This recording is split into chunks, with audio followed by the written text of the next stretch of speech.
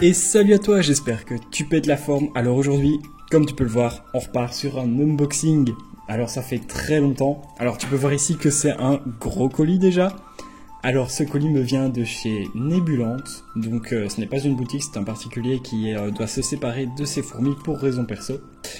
Donc voilà, ici j'ai eu une belle occasion pour 3 espèces vraiment que j'adore. Alors j'ai saisi l'occasion et voilà. Donc ici je n'ai pas encore ouvert, j'ouvre en même temps que vous et on va voir si tout s'est bien passé.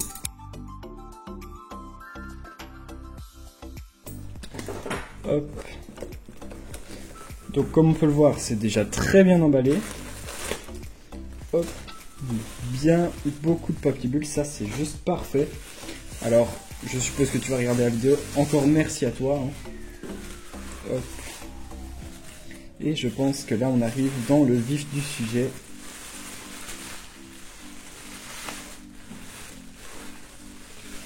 Hop, voilà, on les voit ici.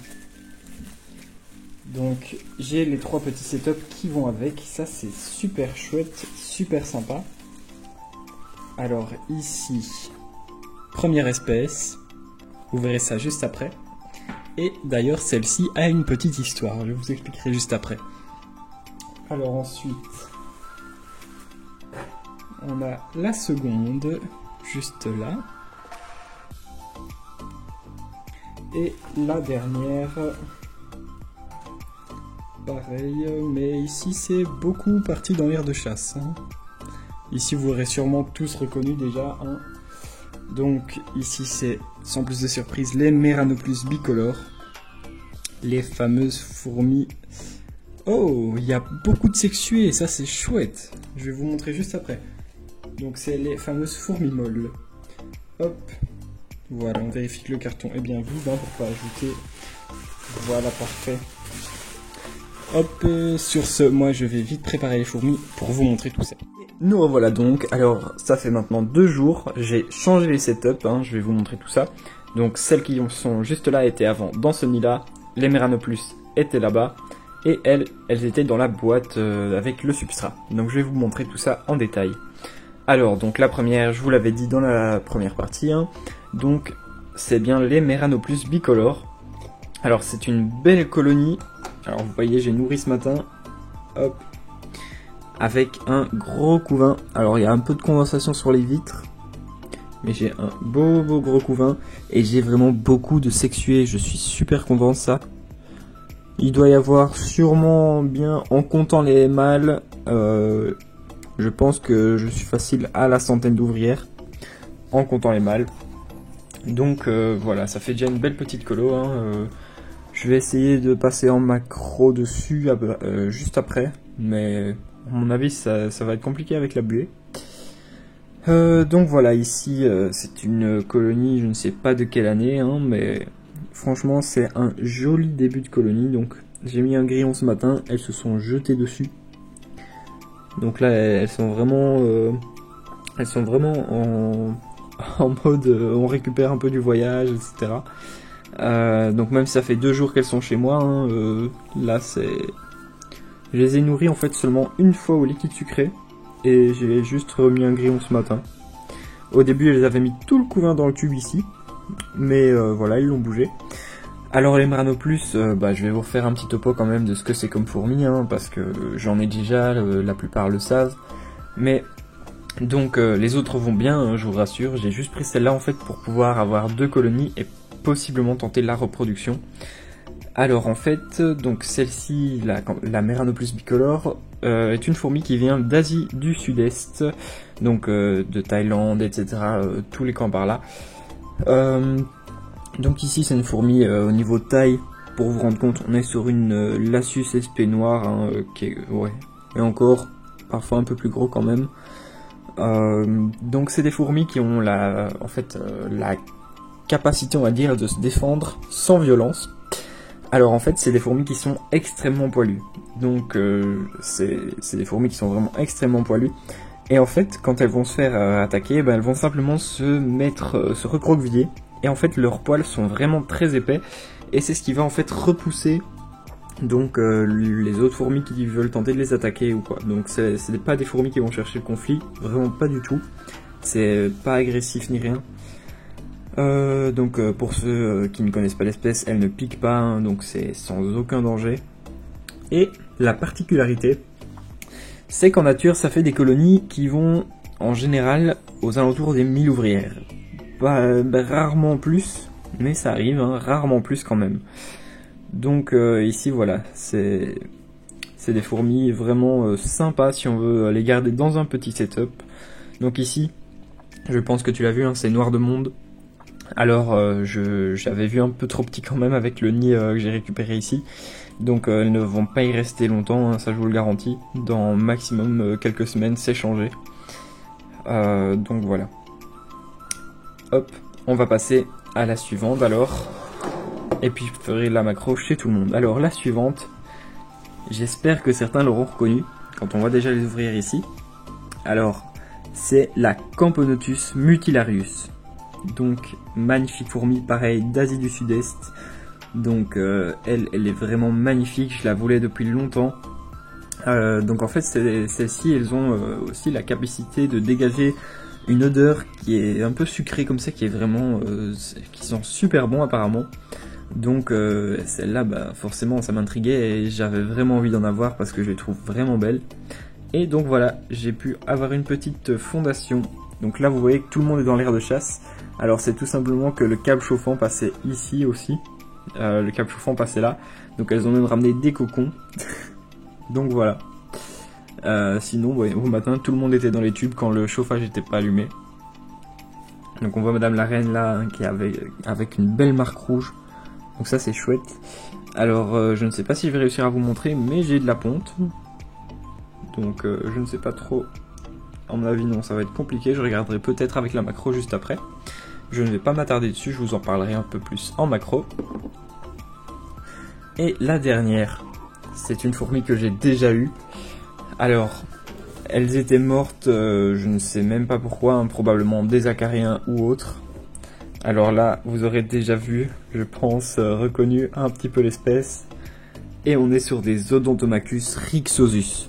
Donc pareil, fourmi d'Asie du Sud-Est. Alors cette fondation a 6 reines et 6 ouvrières. Et je vous ai dit qu'elle avait une petite histoire. En fait, c'est tout simplement parce qu'elle vient de chez la fourmi gauloise à la base. Donc elle a fait de chez la fourmi gauloise à Nebulante. Et puis, c'est moi qui ai récupéré ici. Alors vous voyez, j'ai déjà des œufs, j'ai une larve. Donc voilà, les œufs n'étaient pas là. Donc ça, c'est des œufs de ces 2 derniers jours. Et les larves, la larve qu'il y a, ça par contre, c'est moi qui l'ai récupéré à la pince. Donc ici, franchement, je suis super content d'avoir pu en ravoir parce que ces fourmis, je les trouve super belles. D'autant plus que j'ai réussi vraiment super bien avec mes Odontomachus haematodus. Donc je me suis dit que ce serait pas mal de retenter pour avoir possiblement une belle colonie. Hein, donc ça reste aussi mon but. Alors donc dans mes espèces, hein, vous savez là, j'ai bientôt une bourse le 6 octobre, hein, donc c'est dans un mois et demi. Alors là, j'aurai donc pas mal de fourmis, j'aurai toutes mes fourmis déjà pour vous montrer tout ça, hein, les abonnés qui passeront par là.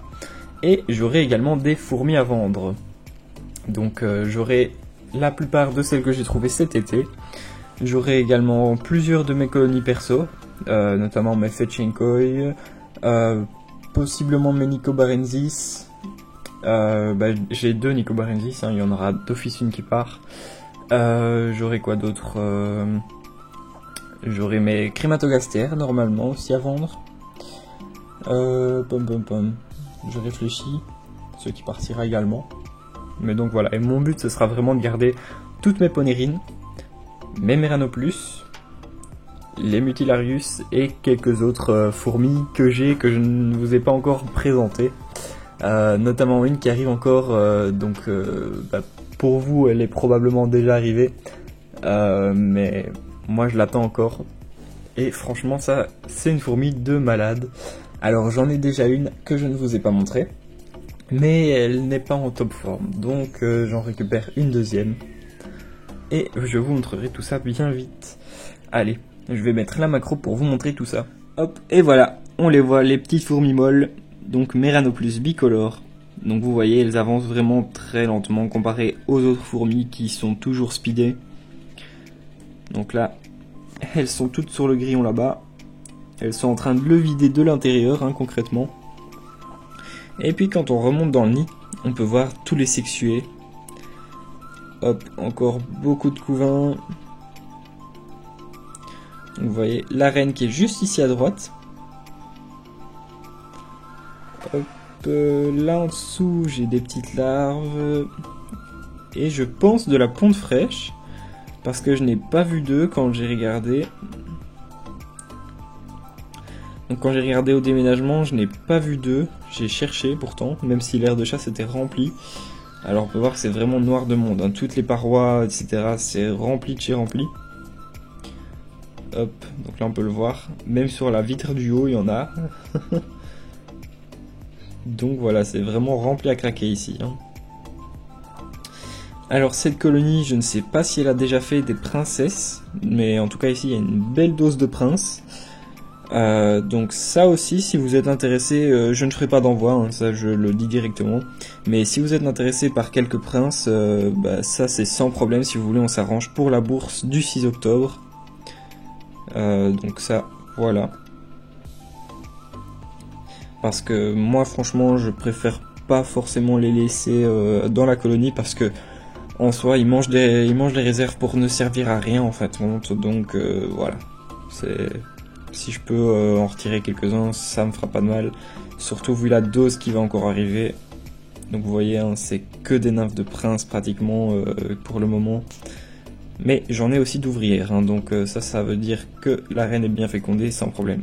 Et là on peut voir une ponte fraîche juste au milieu de l'image. Juste devant Dame la reine.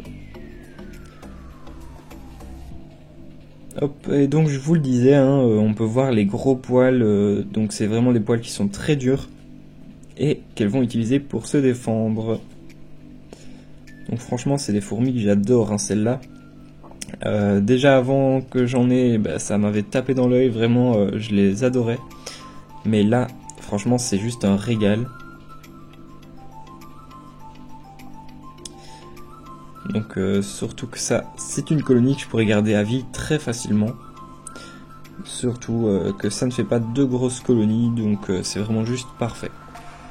Alors on va passer maintenant au Mutilarius. Alors les voilà, donc Camponotus mutilarius. Donc ça aussi c'est des fourmis qui sont très poilues, d'assez grande taille, hein. Donc ça reste vraiment très respectable comme fourmi.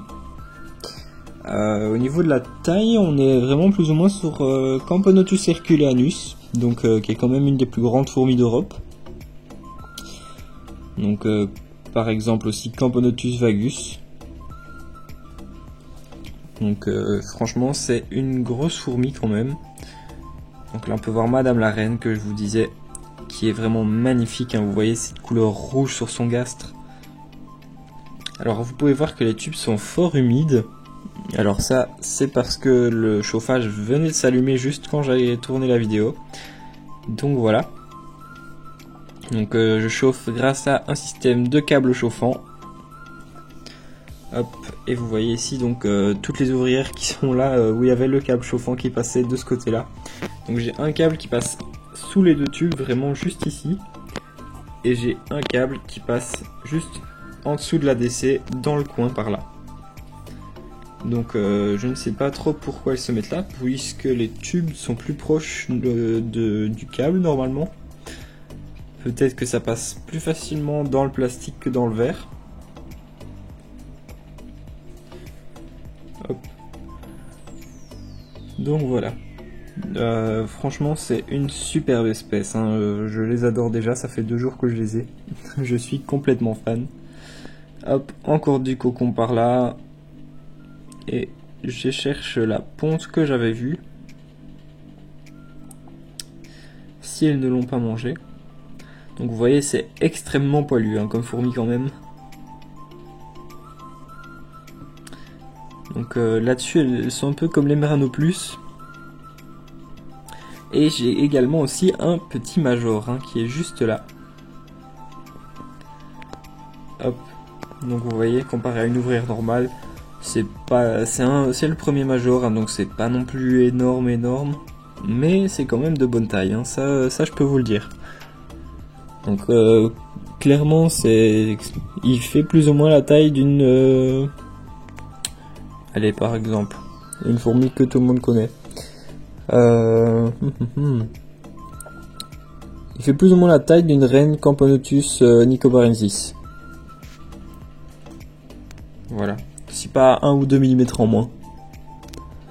Et encore. Donc voilà, c'est quand même vraiment gros, hein, comme major.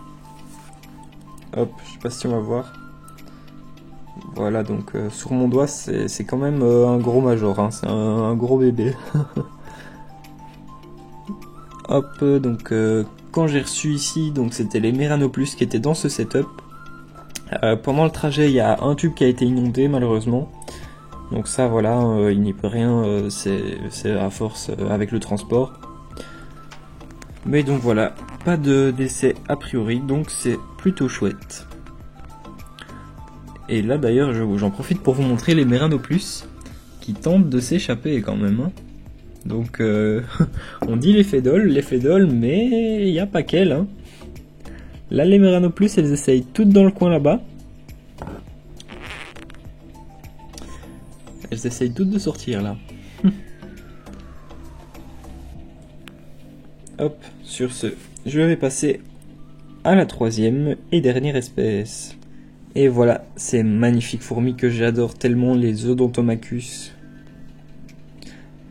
Hop, donc là on peut voir à l'image, on a les sirènes. Donc 1, 2, 3, 4, 5 et 6 juste là. Hop, donc on voit bien ici la larve, ici de la ponte fraîche. Alors combien est-ce que j'ai deux? Il doit y en avoir à mon avis. Tac. Je pense qu'il y en a une dizaine, hein. Donc ça c'est cool. Ça veut dire que c'est déjà lancé. Donc vous voyez, j'ai fait un petit mélange pour le sol de dehors. J'ai fait un petit mélange avec du desert bedding, oui, de Lucky Reptile. Donc voilà, j'ai fait un mélange de ça et de la terre de mon terrarium. Donc voilà, j'ai fait un petit mélange. Elles ont pas l'air de... Enfin, elles ont l'air d'apprécier, donc ça va, hein, vous voyez tout ce qu'elles ont ramené ici. Hop.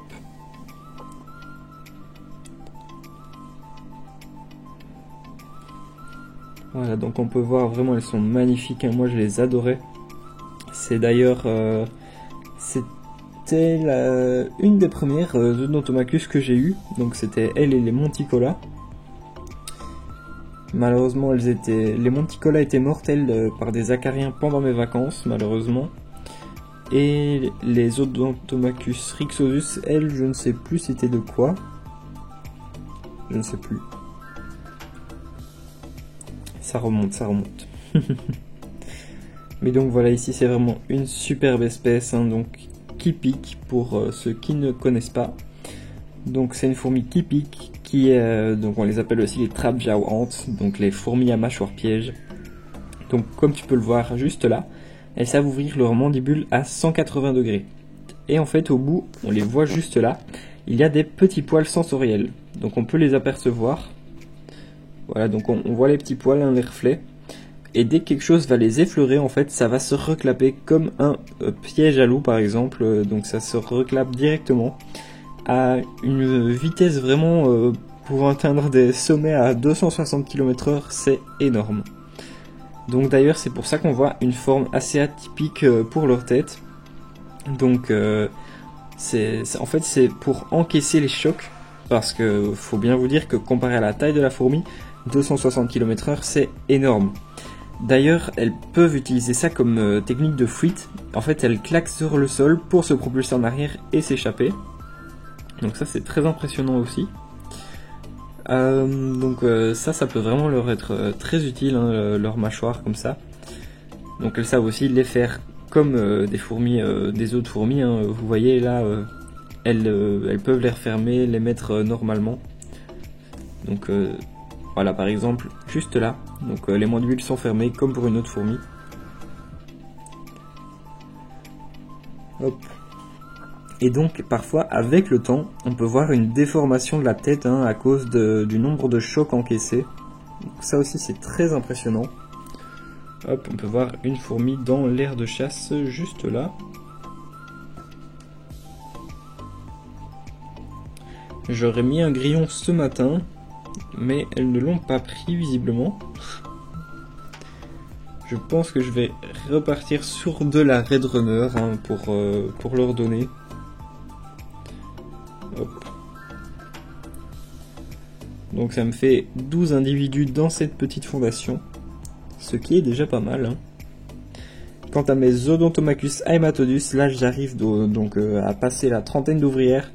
J'ai un couvain énorme, j'ai sûrement bien 25-30 larves, j'ai encore des cocons, j'ai une ponte de fou furieux, donc tout est génial chez elle, ça promet. Hop, donc là vous voyez la larve qui demande à manger un peu. Hop, donc on voit juste l'ouvrière qui est tout près de la larve. Ah non, c'est même une reine. Donc là vous voyez, c'est vraiment très intéressant les comportements qu'on peut voir chez les fourmis. Voilà. Sur ce, je pense avoir fait un petit peu le tour des 3 espèces. Hop. Donc voilà, vous verrez leur évolution très prochainement.